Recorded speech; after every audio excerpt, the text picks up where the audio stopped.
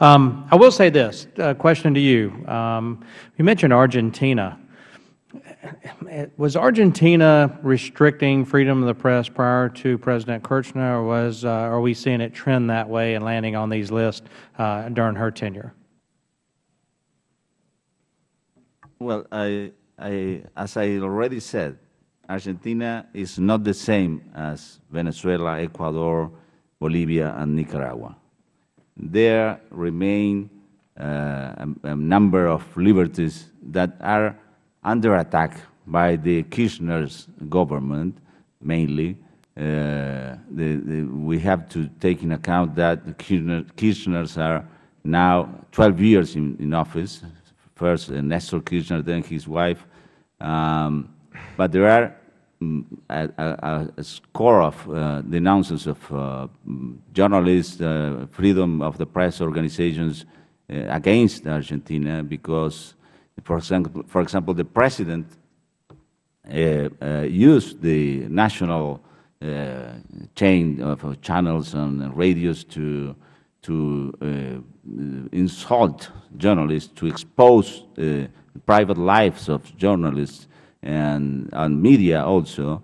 That is a pressure absolutely illegitimate, and there is managing money with discretionary political differences, millions of dollars of official advertisement that goes for the media that is in favor of the government, and that doesn't go to the media that is critical or independent. Yes, in Argentina, since the Kirchner family took power, the freedom of the press has lowered. But in Argentina, as we don't have in Ecuador, Venezuela, Nicaragua, and Bolivia, there still remain TV programs, for example, or newspapers that can fight against this authoritarian regime, but not a totalitarian regime yet. Right. I take a particular interest in Argentina just because of Senor Alberto Nisman and the Iranian issue and Hezbollah tri-border region and the attacks on the AMIA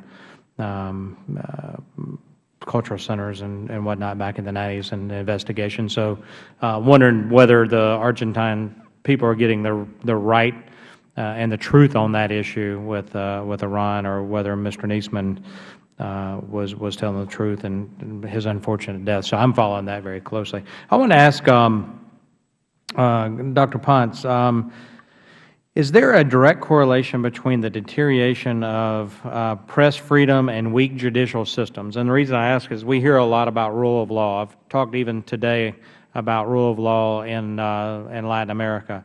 And so the judicial systems are very important. So is there a direct correlation between the deterioration of freedom of press or press freedom and the judicial system? Yes, thank you very much for your question. Yes, it's a direct correlation. In all the countries that we see the deterioration of the freedom of the press, freedom of expression, we see that the institutions are not working, or that's not independence. The worst case is Cuba, of course. You don't have any judiciary in Cuba. Then you have Venezuela, in which the President of the Congress, of the Assembly, directly controls the judiciary and sends and asks for some people to take some people to jail. Or you have the same situation in Mexico, in which you have impunity, or in Honduras, in which the judiciary is weak, or Ecuador, in which the government controls the judiciary. As soon as the government begins to control the judiciary, and there's not independence, and there's actually impunity for the crimes against journalists. So the threats and the physical attacks and other things on the media, on the journalists themselves, go unpunished. Unpunished. And in some cases, like in Venezuela or in Cuba,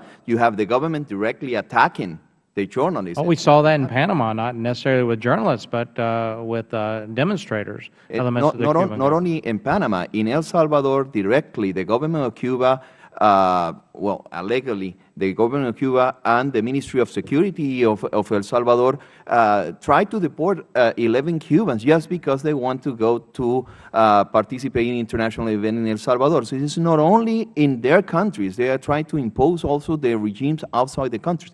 It's the same case of Venezuela, persecuting human rights activists anytime that they travel to go to the Inter-American Commission, to go to the UN, they ended persecuted by the regime anytime they travel. So there's not only the impunity for the case against the journalists, it's the government directly persecuting journalists in each one of these countries. Wow. So it would be your opinion that journalists are being specifically targeted as a result of their reporting?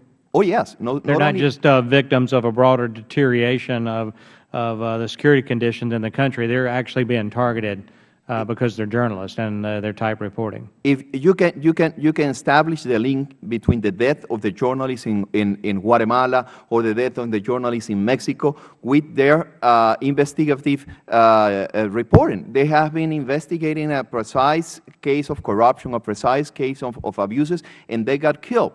And in some countries right now, for example, in the case of Guatemala, you see some journalists, they have been reporting about the campaign and about the abuses in the campaign, and there's one candidate, Valdizón, threatening directly the journalists. So the journalist has been under attack not only by the governments, not only by the people behind the power, also for the people who wants to take control of the country. It's a sad situation in the region. Right. And that's supposed to happen in democratic governments, right? So.